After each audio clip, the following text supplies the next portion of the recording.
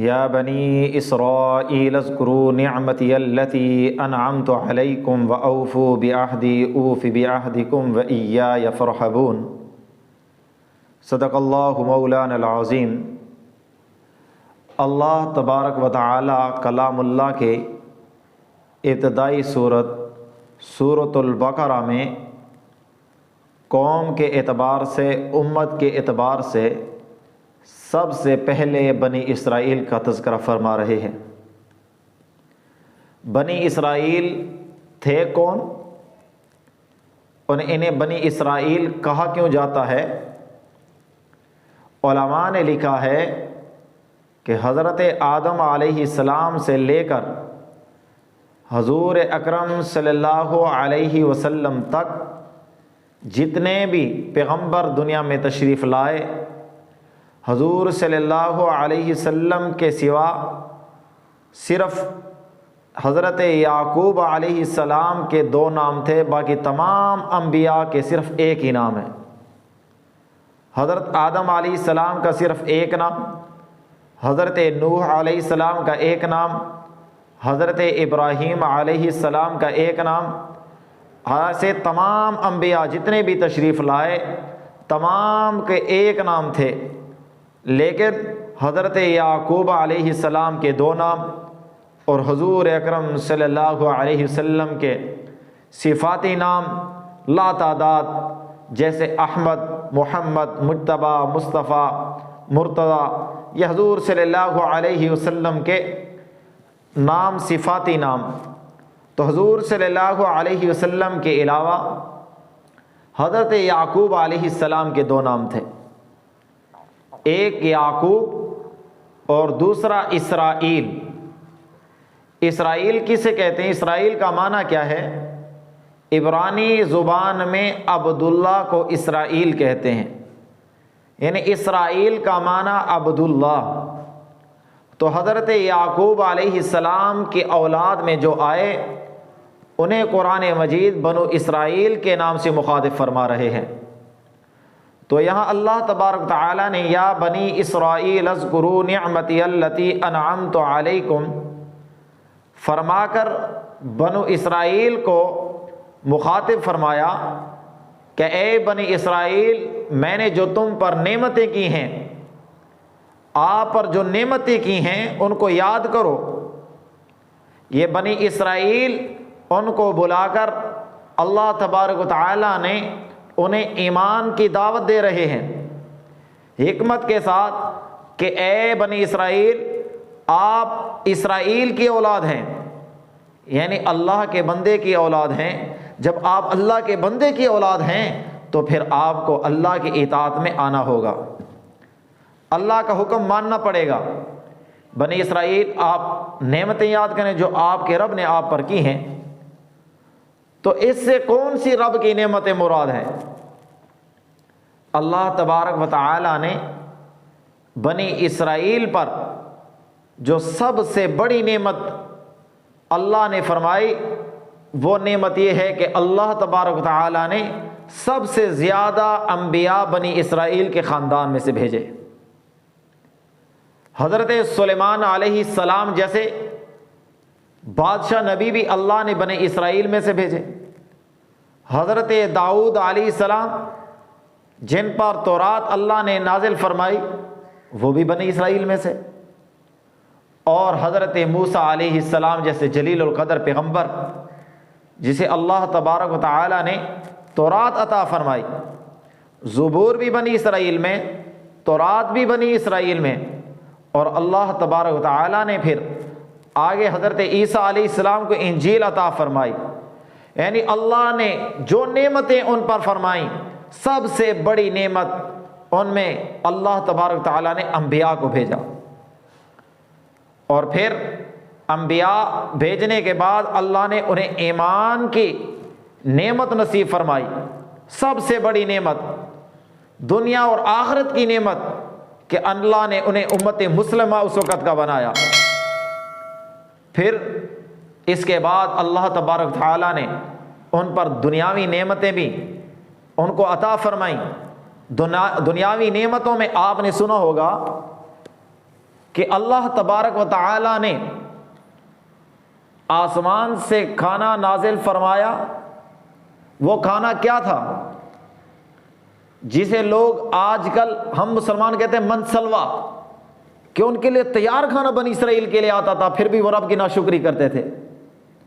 بغیر محنت کے تیار آسمانوں سے ان کے لیے کھانا اللہ تبارک تعالیٰ نے اتارا منسلوا کی صورت میں۔ پانی کی ضرورت پڑی، اللہ نے موسیٰ علیہ السلام کو حکم فرمایا کہ پتھر پر لکڑی مارو، لکڑی ماری، پانی کے چشمے جاری ہو گئے۔ قبیلے بنے تو اللہ نے ان کے لیے موسیٰ علیہ السلام کو حکم فرما کر نقیب مقرر فرما دیے۔ تو اللہ تبارک و تعالیٰ نے ان پر دنیا اور آخرت کی نعمتیں بے شمار عطا فرمائیں ان کو، اور فرمایا یا بنی اسرائیل اذکروا نعمتی التی انعمت علیکم وَأَوْفُوا بِعَهْدِي أُوفِ بِعَهْدِكُمْ، کہ میری نعمتوں کو یاد کر کے جب آپ کو یہ نعمتیں یاد آ جائیں تو شکر گزاری کے طور پر اللہ کے فرمان ماننے کے لیے تیار ہو جاؤ۔ آپ نے ایک وعدہ کیا تھا، اس وعدے کو پورا کرو۔ اگر آپ اپنے وعدے کو پورا کرتے ہو تو اللہ تبارک تعالیٰ اپنے وعدے کو پورا فرمائیں گے۔ وہ وعدہ کیا ہے؟ سورۃ المائدہ میں وہ وعدہ اللہ تبارک تعالیٰ نے ارشاد فرمایا وَلَقَدْ أَخَذَ اللَّهُ مِيثَاقَ بَنِي إِسْرَائِيلَ، کہ بنی اسرائیل سے جو میثاق ہوا تھا اللہ تبارک تعالیٰ کا، وہ یہ تھا کہ جتنے بھی اللہ کے پیغمبر آئیں تو یہ ان پر ایمان لے کر آئیں گے۔ پہلا وعدہ، اس میں پہلا وعدہ یہ ہے کہ انبیاء آئیں گے، آمنتم برسلی، کہ میرے پیغمبر آئیں گے اور اس پر یہ ایمان لائیں گے، اور ایمان لانے کے بعد نماز قائم کریں گے اور زکوٰۃ ادا کریں گے۔ تو ان کا یہ وعدہ تھا۔ اس وعدے میں بنی اسرائیل کو یاد دلایا جا رہا ہے کہ اب آخری پیغمبر حضور اکرم صلی اللہ علیہ وسلم تشریف لا چکے ہیں، تو اپنا وعدہ پورا کرو۔ آپ نے تو وعدہ کیا تھا کہ جو بھی نبی آئے گا کہ ہم اس پر ایمان لائیں گے۔ اللہ نے آپ کو فرعون کے ظلم سے نجات عطا فرمائی، آپ کے لیے اللہ نے پانی کے چشمے جاری کر دیے، آپ کے لیے اللہ تبارک تعالیٰ نے آسمانوں سے کھانا نازل فرما دیا، اللہ نے آپ میں بے شمار، بعض روایات میں 70,000 انبیاء کو بھیجا بنی اسرائیل میں سے، آپ کو اللہ نے سلطنت و حکومت عطا فرمائی، اتنی نعمتیں اللہ نے آپ کو عطا فرمائی، اور اس کے بعد اللہ سے آپ نے وعدہ کیا کہ آپ کے رسولوں پر ہم ایمان لائیں گے، آپ کے رسولوں کی اطاعت کریں گے۔ جب اطاعت کریں گے تو اللہ کا پھر وعدہ ہے صرف یہاں دنیا میں بس نہیں، پھر اللہ آپ سے راضی ہو کر آپ کی مغفرت فرما کر آپ کو جنت میں داخل کر دیں گے۔ یہ اللہ کا آپ سے وعدہ ہے۔ اب قرآن مجید میں اللہ تبارک و تعالیٰ نے بنی اسرائیل کو مخاطب فرمایا، تو کیا یہاں سے صرف بنی اسرائیل مخاطب ہے؟ آج ہمارے لیے اس قصے سے ہمیں کیا سبق ملتا ہے؟ ہمارے لیے کیا حکم ہے؟ تو اللہ تبارک تعالیٰ بنی اسرائیل کو فرما رہے ہیں کہ آپ پر میں نے دنیا کی نعمتیں نچھاور کر دیں، برسا دیں، تو اس کے بدلے میں آپ وعدہ پورا کریں، ایمان لے آئیں اور نماز قائم کریں، زکوٰۃ ادا کریں۔ آپ نے وہ تو وعدہ کیا تھا کہ ہم ایمان لے کے آئیں گے۔ تو آج ہم سے بھی یہی مطالبہ ہے، آج ہم سے بھی یہی مطالبہ ہے کہ اپنے آپ پر اللہ کی نعمتیں دیکھیں۔ بنی اسرائیل پر سب سے بڑی نعمت کہ انہیں امت مسلمہ اس وقت کا بنایا، ان میں سے انبیاء بھیجے۔ ہم پر سب سے بڑی نعمت ہمیں حضور اکرم صلی اللہ علیہ وسلم جیسا خاتم النبیین اللہ نے عطا فرمایا۔ حضور صلی اللہ علیہ وسلم کی امت میں سے ہمیں پیدا فرمایا۔ اس سے بڑی، اس سے اعلیٰ نعمت اور ہو ہی کیا سکتی ہے کہ بغیر محنت کے، بغیر سبب کے اللہ نے ہمیں حضور اکرم صلی اللہ علیہ وسلم کی امت میں سے پیدا فرمایا۔ پھر اللہ نے ہمیں ایمان نصیب فرمایا۔ دیکھو آج دنیا میں کتنے کافر گھوم پھر رہے ہیں، کیا ہم نے ایمان کے لیے کوئی محنت کی؟ بغیر محنت کے اللہ تبارک و تعالیٰ نے ہمیں ایمان نصیب فرما دیا، تو اس سے بڑی نعمت ہو ہی نہیں سکتی۔ یہ تو ایمان کی اللہ نے ہمیں نعمت نصیب فرمائی، اور نعمت نہ ملتی تب بھی یہ نعمت کافی تھی۔ لیکن ہم جب دیکھتے ہیں کہ ہم پر اللہ نے کتنی نعمتیں برسائیں، آپ نعمتوں کو یاد تو کرو، گننا تو شروع کرو۔ اللہ نے آپ کو یہ ایک جسم عطا فرمایا، ذرا اس میں غور و فکر کر لو۔ آپ ڈاکٹر نہیں، آپ کو پتہ ہو کہ دماغ میں کتنے رگیں ہیں، جسم میں کتنے جوڑ ہیں، آپ کے اندر کتنا قدرتی نظام ہے، آپ کا دل کتنا خون پمپ کر رہا ہے، آپ کی مشینیں خراب ہو رہی ہے، پانی کتنے لیٹر ایک آپ کو ٹیوب ویل دیتا ہے، لیکن آپ کا دل اتنا بڑا پمپ ہے، رات دن اس لگاتار یہ کام کر رہا ہے، کبھی اس کی موٹر خراب نہیں ہو رہی۔ یہ اللہ کی کتنی بڑی نعمت ہے۔ جاؤ پوچھو ڈاکٹروں سے کہ کتنے لیٹر خون ایک دن میں دل پمپ کرتا ہے۔ اپنے اندر کے نظام کو دیکھو کہ گردے آپ کا کیا نظام چلا رہے ہیں۔ یہ تو اندر کی باتیں ہیں۔ ایک ان پڑھ آدمی بھی دیکھتا ہے کہ کسی کے ہاتھ پاؤں نہیں تو وہ شکر گزاری کے لیے کھڑا ہو جاتا ہے کہ اللہ نے مجھے ہاتھوں کی نعمت دی ہیں، پاؤں کی نعمتیں عطا فرمائی۔ پھر صرف ایک ہاتھ کی نعمت کو دیکھیں ہم کہ اللہ نے ہمیں ہاتھ میں کتنے جوڑ نصیب فرمائے، پھر اللہ نے 5 انگلیاں عطا ہمیں فرمائی۔ اب انگلیوں میں سے ایک انگوٹھا کم ہو جائے تو پکڑنے کی قوت ختم ہو جاتی ہے، پھر اللہ نے انگوٹھے جیسی اور ساتھ میں 4 انگلیاں ملا دیں، پھر ان انگلیوں میں 3 کے قریب جوڑ بنا دیے، پھر اللہ نے اس میں رگیں بنا دی، پھر ہاتھ پکڑنے کے اللہ نے جو جسم چمڑا بنایا اس کو سخت بنا دیا۔ کتنے سال، 60 سال، 70 سال، 80 سال، 100 سال اس کو استعمال کرتے ہیں، چلتی رہتی، یہ رگیں چلتی ہیں، یہ چمڑا چلتا ہے، یہ ہاتھ چلتے ہیں۔ صرف اپنے جسم میں غور و فکر کریں، یہ سورج چاند، سورج پر آپ نہ جائیں، سورج میں کتنا ایندھن جل رہا ہے، چاند کی کتنی روشنی ہے، چاند کے کیا فوائد ہیں، دن رات کے کیا فائدے ہیں۔ یہ تو مشکل بات ہے، آپ کے لیے آسان۔ اللہ نے مخلوق میں کام کیسے تقسیم کر دیے، کسی کو ڈاکٹر بنا دیا، کسی کو انجینئر بنا دیا، کسی کو ذمہ دار بنا دیا، کسی کو کاروباری بنا دیا۔ آج کاروباری لوگ کاروبار کریں، اگر یہ کسان نہ ہو تو کھانے کے لیے آئے گا کہاں سے؟ اگر آپ کسان ہیں، آپ کو مشینری کی ضرورت ہے، انجینئر نہ ہو تو مشینری کہاں سے ہے؟ تو اللہ نے آپ کے لیے کتنی نعمتیں بنائی ہیں، وَإِن تَعُدُّوا نِعْمَتَ اللَّهِ لَا تُحْصُوهَا، آپ ان نعمتوں کو شمار ہی نہیں کر سکتے۔ اتنی زیادہ نعمتیں اللہ نے آپ کے لیے، لیکن آپ کو احساس ہی نہیں۔ آج ہمیں احساس ہی نہیں ہو رہا کہ اللہ کی ہم پر کتنے نعمتیں ہیں۔ کبھی رات کو بیٹھ کر گننا شروع کرو، رات کو سوتے ہوئے، کہ اللہ نے ہمیں ایمان کی حالت میں صبح کے وقت اٹھایا، پھر اللہ نے فجر کی نماز پڑھنے کی توفیق عطا فرمائی، اللہ نے مکمل صحت عطا فرمائی، پھر اللہ نے کھانے کے لیے بھی دیا، پہننے کے لیے بھی دیا، پینے کے لیے بھی دیا، اللہ نے صحیح سلامت پاؤں عطا فرمائے۔ تو اللہ نے ایمان اور حضور صلی اللہ علیہ وسلم جیسی افضل نعمت ہم کو عطا فرمائی، اور ان نعمتوں کے علاوہ دنیا کی بے شمار نعمتیں ہمیں عطا فرمائی اللہ نے، لیکن ہم ان کا شمار ہی نہیں کر سکتے، گن ہی نہیں لے سکتے۔ لیکن پھر ہم نے بھی ایک وعدہ کیا، وہ وعدہ کیا ہے؟ ہم نے اللہ کو اپنا رب مانا، الستو بربکم قالوا بلی، ہم نے اللہ کو اپنا رب مانا۔ پھر ہم نے وعدہ کیا لا الہ الا اللہ محمد الرسول اللہ کی صورت میں، اور ہم نے گواہی دی اشہد ان لا الہ الا اللہ وحدہ لا شریک لہ واشہد ان محمدا عبدہ ورسولہ۔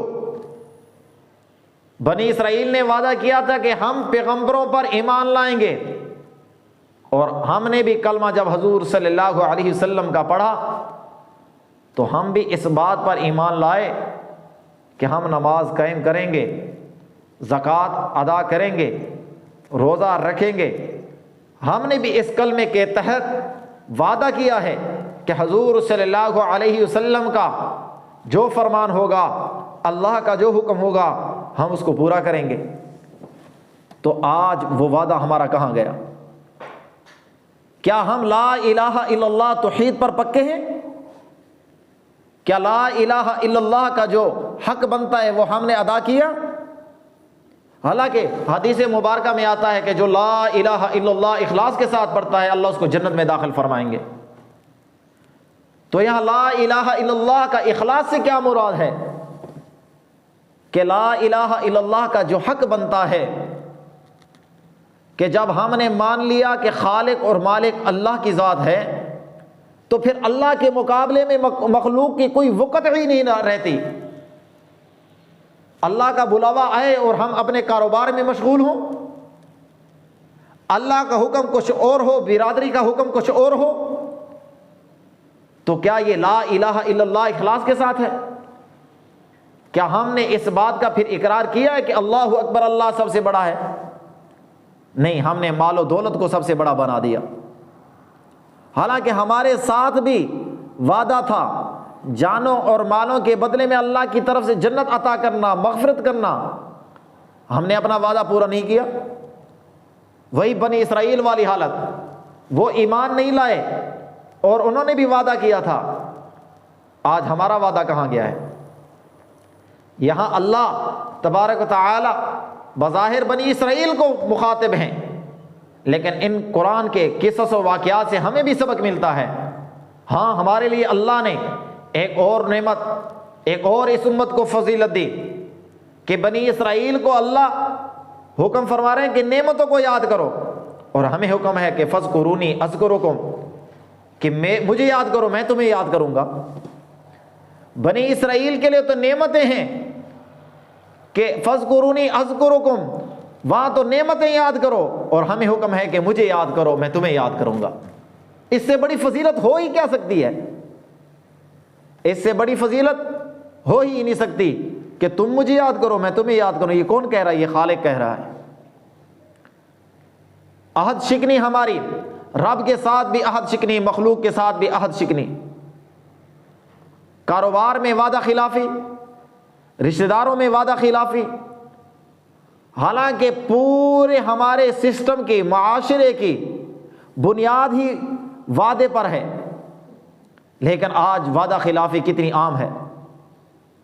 سورۃ المائدہ میں اللہ خصوصاً حکم عطا فرمانے، یا ایھا الذین آمنوا اوفوا بالعقود، کہ وعدوں کو پورا کرو، عقود کو پورا کرو۔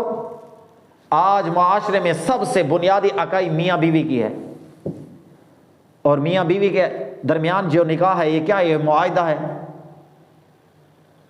کہ اس کے حقوق ہم ادا کریں گے، اس کے ذمے میاں کے حقوق ہیں وہ بیوی ادا کرے گی، بیوی کے حقوق میاں ادا کریں گے، ایک وعدہ ہے۔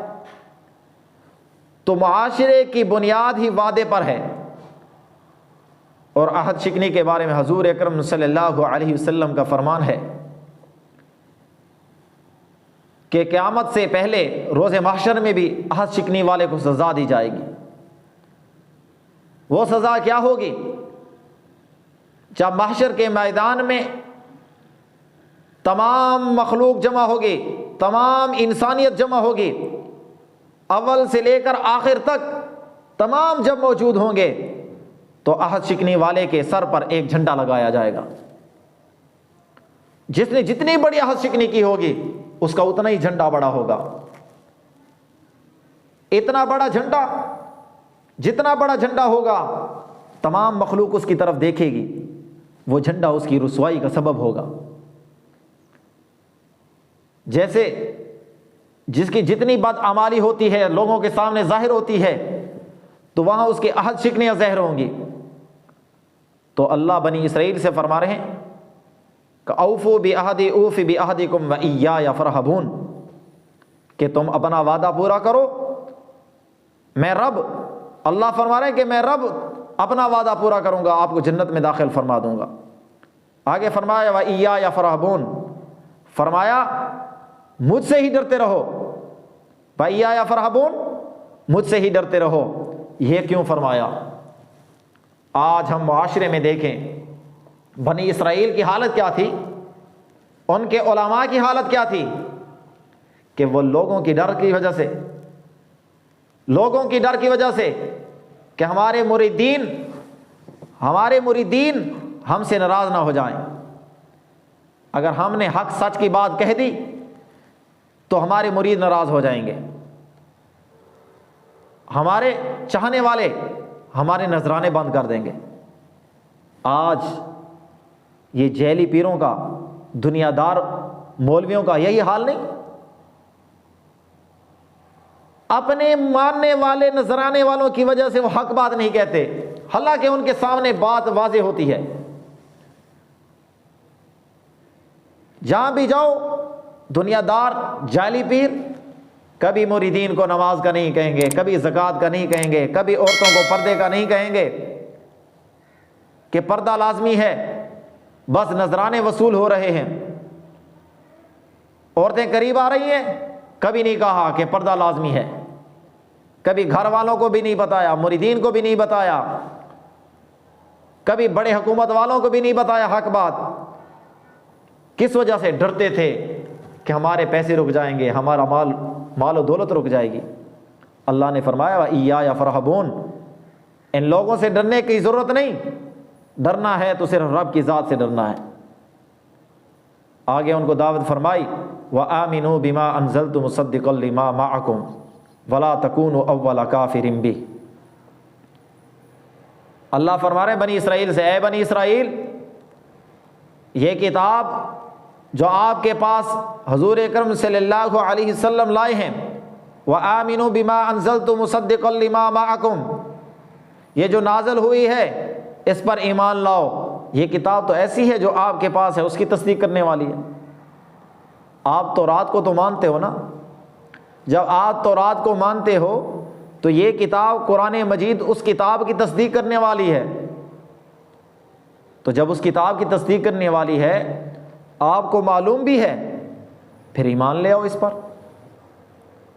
اب سوال یہاں پیدا ہوتا ہے، کسی کے ذہن میں یہ بات آتی ہے کہ آج کل کی جو تورات ہے، انجیل ہے، جو عیسائیوں کے پاس، یہودیوں کے پاس کتابیں موجود ہیں، کیا ان پر ایمان لانا ضروری ہے؟ انہوں نے اس میں تحریفات کی، ان کو تبدیل کر دیا، ان میں رد و بدل کیا، تو کیا ان پر بھی ایمان لانا لازمی ہے؟ جن جگہ پر تحریفات ہوئی، رد و بدل ہوا، وہ خود تورات اور انجیل سے باہر ہیں۔ انجیل اور تورات میں جو تبدیلی ہوئی وہ خود تورات اور انجیل سے باہر ہے۔ جب وہ خود تورات اور انجیل سے باہر ہے تو پھر اس پر ایمان لانا بھی ضروری نہیں۔ ایمان لانا ہمارا اس پر ضروری ہے جو اللہ کی طرف سے تورات اور انجیل نازل ہوئی، اور اس پر ایمان لانا ضروری نہیں جو عیسائیوں اور یہودیوں کے پاس تحریف شدہ ہیں۔ ہاں، اس پر ایمان لانا لازمی ہے کہ تورات بھی حق کی کتاب ہے، سچی کتاب ہے، اللہ کی کتاب ہے، اور انجیل بھی اللہ کی کتاب ہے۔ آگے فرمایا وَلَا تَكُونُوا أَوَّلَ كَافِرٍ بِهِ، کہ اے بنی اسرائیل، جب آپ جانتے ہو، سمجھتے ہو جان بوجھ کر پھر حضور اکرم صلی اللہ علیہ وسلم کا اور قرآن مجید کا انکار کر کے آپ پہلے کافر نہ بنو۔ تو یہاں قرآن مجید نے ایک لفظ فرمایا وَلَا تَكُونُوا أَوَّلَ كَافِرٍ بِهِ، کہ پہلے کافر نہ بنو۔ تو کیا پہلے کافر بننے کے علاوہ اور کافر بعد میں بننے والے بن سکتے ہیں؟ نہیں، کفر تو ہر صورت میں ظلم ہے، چاہے پہلے ہو یا بعد میں ہو، کفر تو ظلم ہے، کفر گناہ ہے۔ وَلَا تَكُونُوا أَوَّلَ كَافِرٍ بِهِ کس لیے فرمایا؟ تو یہاں سے ایک مسئلہ ثابت ہے، جب کوئی آدمی کسی برائی کی بنیاد رکھے، اس کے بعد جتنے بھی لوگ وہ برائی کریں گے تو اس بنیاد رکھنے والے کو اس کا گناہ ملتا رہے گا۔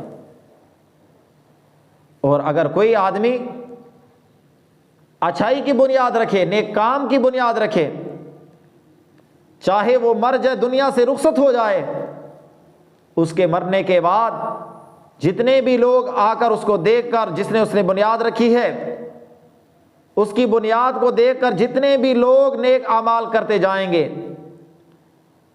اس بنیاد رکھنے والے کے نامہ اعمال میں بھی وہی نیک اعمال کا ثواب لکھتا رہے گا۔ تو یہاں فرمایا کہ کافر تو ہیں، لیکن آپ ولا تکونوا اول کافر بہ، کہ پہلا کافر نہ بننا، پہلا برائی کی جڑ نہ بننا، برائی کی بنیاد نہ بننا۔ برائی کی بنیاد بنو گے تو جتنے لوگ برائی کریں گے آپ کے نامہ اعمال میں لکھا جائے گا۔ تو ہمیں بھی نصیحت ہے، معاشرے میں، خاندانوں میں، رہنے کی جگہ میں نیکی کی بنیاد رکھیں، مسجد کی بنیاد رکھیں، مدرسے کی بنیاد رکھیں، نیک کام کی بنیاد رکھیں، لوگوں کی خدمت کی بنیاد رکھیں۔ ایسے نہ ہو کہ ہم فحاشی کا، عریانی کا، برائی کا سبب بنیں، اس کی بنیاد بنیں۔ تو ہمیں بھی بچنا چاہیے۔ آگے فرمایا وَلَا تَشْتَرُوا بِآيَاتِي ثَمَنًا قَلِيلًا وَإِيَّايَ فَاتَّقُونِ۔ اللہ نے بنی اسرائیل کے علماء کے لیے فرمایا کہ میری آیتوں کے مقابلے میں یہ تھوڑا سا مال نہ لو، ان کو تھوڑی مال و دولت کے بدلے میں نہ بیچو، اور اللہ ہی سے ڈرتے رہو۔ اگر آپ اللہ سے ڈرتے ہو تو وَلَا تَشْتَرُوا بِآيَاتِي ثَمَنًا قَلِيلًا، کہ میری آیتوں کو تھوڑی دولت، تھوڑے پیسے کی خاطر نہ بیچو، کہ نذرانے لے کر، تحائف لے کر، کتاب میں، اللہ کے کلام میں تحریفات کرتے ہو، تورات و انجیل میں تحریفات کر دیں، تھوڑے مال کے بدلے میں اللہ کی آیتوں کو نہ بیچو۔ تو پھر یہی وہ سوال پیدا ہوتا ہے، کیا زیادہ پیسے کے بدلے میں اللہ کی آیتوں کو بیچ سکتے ہیں؟ نہیں، پوری دنیا کی جتنے بھی مال و دولت ہے یہ تمام اللہ کی آیتوں کے مقابلے میں مکھی کے پر کے برابر بھی حیثیت نہیں رکھتے۔ 10 20 40 دینار کی قیمت نہیں، پوری دنیا کی جو کچھ اس میں ہے، اللہ کے کلام کے علاوہ دنیا کے مال و دولت تمام کا تمام اللہ کے آیتوں کے مقابلے میں، اللہ کی رحمت کے مقابلے میں وہ مکھی کی پر کی حیثیت ہی نہیں رکھتے۔ جب ساری دنیا کی یہی حیثیت نہیں کہ وہ مکھی کے پر کے برابر بھی ان کی کوئی حیثیت ہو، تو ساری دنیا کے مقابلے کے میں بھی اللہ کی آیتوں کو نہیں بیچ سکتے۔ وَلَا تَشْتَرُوا بِآيَاتِي ثَمَنًا قَلِيلًا وَإِيَّايَ فَاتَّقُونِ، کہ اللہ کی آیتوں کو نہ بیچو، اس کو کاروبار نہ بناؤ۔ پھر علماء نے یہاں مسئلے ذکر کیے ہیں، کیا قرآن مجید کی تعلیم پر اجرت لے سکتے ہیں یا نہیں؟ یہ تو ایسا نہیں ہوا کہ قرآن مجید کی آیتوں کو بیچ رہے ہیں۔ قاری صاحبان، مدرسین، یہ جو پڑھا رہے ہیں، یہ کیا اس آیت میں شمار ہوں گے کہ وہ اللہ کی آیتوں کو بیچ رہے؟ فقہائے کرام نے اجازت دی کہ ضرورت کی وجہ سے ان کے پیسے لینا جائز ہے۔ یعنی جو قاری حضرات پڑھانے کے پیسے لیتے ہیں، اگر وہ پڑھانا چھوڑ دیں، دنیا کی ضرورتوں میں لگ جائیں، تو دین کے کام میں حرج آئے گا۔ تو دین کے کام میں حرج آنے کی وجہ سے قاری صاحبان کو پیسے لینا جائز ہے۔ لیکن یہاں ایک اور مسئلہ، جس کو کچھ دن پہلے میں نے اور وضاحت سے بیان فرمایا، کہ بعض لوگ طلباء کو، قراء کو بلاتے ہیں، ایصال ثواب کے لیے قرآن مجید پڑھاتے ہیں، تو فقہاء نے اس کو ناجائز لکھا ہے، یہ حرام ہے۔ کیا مطلب؟ کہ وہ قرآن مجید پڑھ کر اس کے بدلے میں پیسے لیتے ہیں اور پھر اس کا ثواب میت کو پہنچاتے ہیں، یہ طریقہ ناجائز اور حرام ہے۔ جب اب یہ پڑھنے والا اور جو پڑھانے والا دونوں گنہگار ہیں، جب آدمی جو پڑھنے والا ہے وہ اس نیت سے بیچے کہ پیسے کے بدلے میں پڑھ رہا ہوں، تو یہ قرآن مجید کی آیتوں کو بیچنا ہوا، اب اس کا ثواب پڑھنے والے کو نہیں مل رہا، جب پڑھنے والے کو نہیں مل رہا تو میت کو وہ کیسے دے سکتا ہے؟ بغیر پیسے کے، بغیر بلائے، پڑھو، تلاوت کرو، کسی کو آپ ثواب پہنچاؤ تو ثواب مل سکتا ہے، اس میں کوئی شک نہیں، یہ عقیدہ ٹھیک ہے۔ لیکن اگر آپ پیسوں کے بدلے میں ایصال ثواب کرتے ہیں تو یہ صورت ناجائز اور حرام ہے۔ تو وَلَا تَشْتَرُوا بِآيَاتِي ثَمَنًا قَلِيلًا وَإِيَّايَ فَاتَّقُونَ، آگے اللہ تبارک تعالیٰ نے فرمایا وَلَا تَلْبِسُوا الْحَقَّ بِالْبَاطِلِ وَلَا تَكْتُمُوا الْحَقَّ وَأَنْتُمْ تَعْلَمُونَ، کہ حق کو باطل کے ساتھ نہ ملاؤ اور حق کو چھپاؤ بھی نہیں، اور آپ جانتے ہو بنی اسرائیل کے علماء کی عادت یہ تھی کہ کوئی بنی اسرائیل میں سے مسلمان ہو جاتا تو وہ جب پوچھتا تو وہ باتوں کو آپس میں ملا دیتے، حق بات نہ بتاتے۔ اس کی دو وجہ تھی، ایک تو ڈر کی وجہ سے لوگ ہماری خدمت چھوڑ دیں گے، دوسری مال و دولت کی محبت کی وجہ سے۔ تو ایک تو پہلے وہ بتاتے نہیں تھے، صحیح بات بتاتے نہیں تھے، اگر بتاتے تو اس انداز سے بتاتے کہ سننے والا سمجھ ہی نہیں سکتا تھا کہ کہنے والا کہتا کیا ہے۔ تو آج بھی اس بات کی ضرورت ہے کہ جہاں حق بات ہو کہہ دی جائے اور حق کو چھپایا نہ جائے اور حق کو باطل کے ساتھ ملایا بھی نہ جائے۔ بعض لوگ ایسے بات کرتے ہیں، حق بات کا ان کو کہا جاتا ہے، لیکن وہ اس انداز سے کرتے ہیں کہ حق اور باطل کا پتہ ہی نہیں چلتا، حقیقت کیا ہے۔ تو اللہ نے یہاں ان سے بھی فرمایا وَلَا تَلْبِسُوا الْحَقَّ بِالْبَاطِلِ، کہ حق کو باطل کے ساتھ نہ ملاؤ اور نہ ہی حق کو چھپاؤ، اور آپ جانتے بھی ہو اس حالت میں۔ تو یہاں علماء نے تفسیروں میں ایک واقعہ لکھا ہے کہ سلیمان بن عبد الملک بادشاہ گزرا ہے بنو امیہ میں۔ سلیمان بن عبد الملک ایک دن مدینہ منورہ میں آتا ہے، لوگوں سے ملاقات ہوئی، کچھ دن وہاں رہے، پھر لوگوں سے پوچھا کہ آیا کوئی ایسا آدمی بھی یہاں موجود ہے کہ جس نے صحابہ کرام کی صحبت پائی ہو؟ لوگوں نے کہا ہاں ایک ہے جسے ابو حازم کہتے ہیں۔ بادشاہ نے کہا شاباش اس کو بلاؤ۔ ابو حازم کو بلایا گیا۔ بادشاہ نے جیسے ابو حازم کو آتے ہوئے دیکھا کہنے لگا کہ اے ابو حازم یہ کیا بے وفائی ہے، کیا بے مروتی ہے؟ اس نے کہا ابو حازم نے اے امیر المومنین میں نے کیا بے وفائی کر دی، مجھ سے کیا غلطی ہوئی؟ بادشاہ کہتا ہے کہ میں اتنے دنوں سے یہاں ٹھہرا ہوا ہوں، آپ مجھے ملنے ہی نہیں آئے، سلام کرنے ہی نہیں آئے۔ تو ابو حازم نے فرمایا مجھے معاف رکھنا، کیس امیر المومنین، نہ آپ مجھے جانتے تھے نہ میں آپ کو جانتا تھا، جب میں نہ آپ کو جانتا تھا نہ آپ مجھے جانتے تھے پھر ملنے کا سوال ہی نہیں پیدا ہوتا۔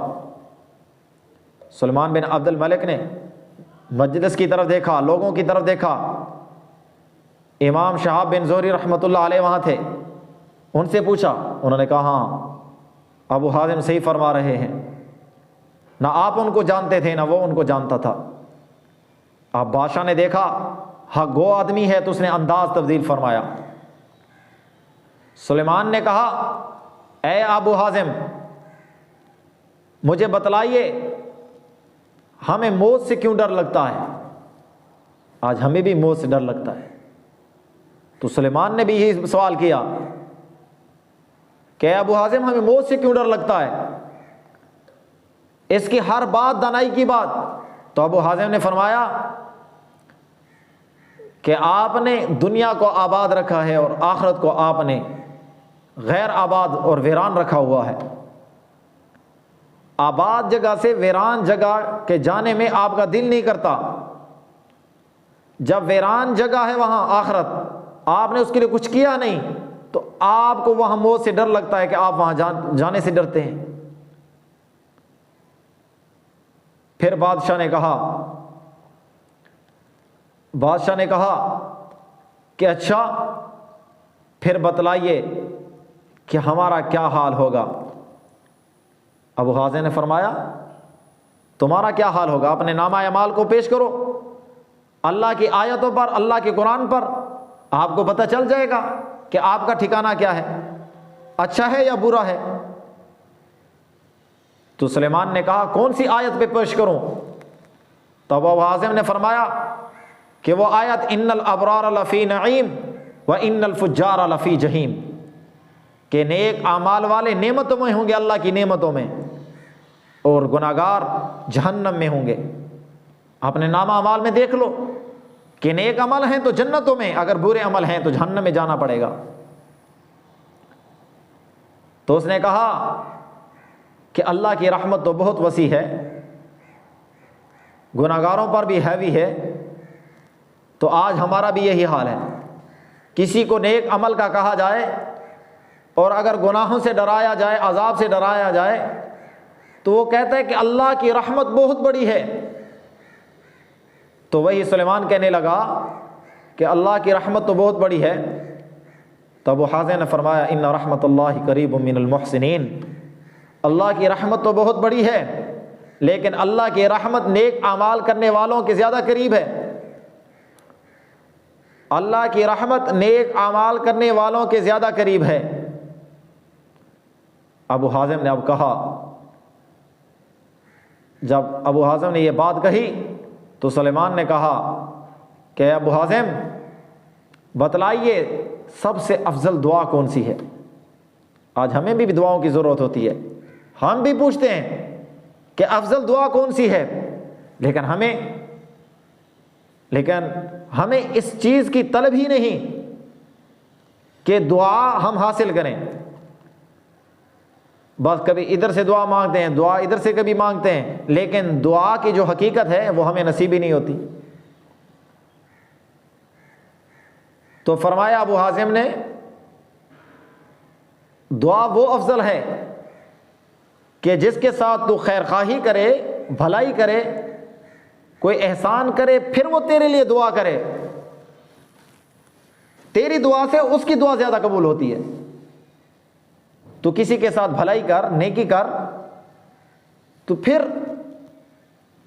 اس کی دعا آپ کے لیے زیادہ مقبول ہوگی۔ کہا صدقہ کون سا افضل ہے؟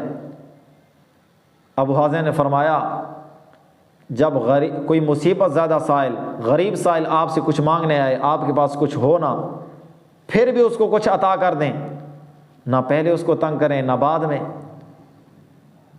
اب ہماری حال تو یہی ہے کہ ہم جب بھی صدقہ دیتے ہیں اپنے ملازم کو، کہ میرا ملازم کو اگر میں صدقہ دوں تو وہ اس کے بدلے میں 2 گھنٹے کے بجائے 3 گھنٹے کام کرے گا۔ اب ہم نے صدقے کے بدلے میں اس کو تنگ کیا،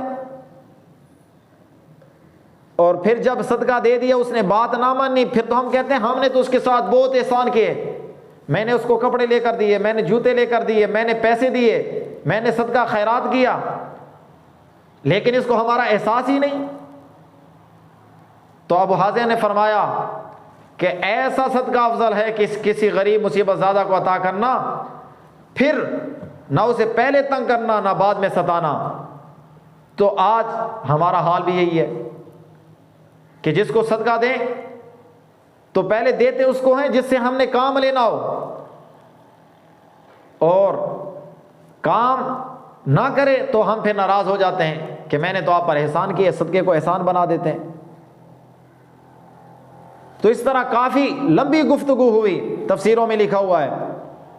آخر میں سلیمان پوچھتا ہے ابو حازم ہمارے بارے میں آپ کی کیا رائے ہے، ہم کیسے لوگ ہیں؟ تو ابو حازم نے فرمایا مجھے رہنے دیجئے۔ کہا نہیں بتا دیجئے۔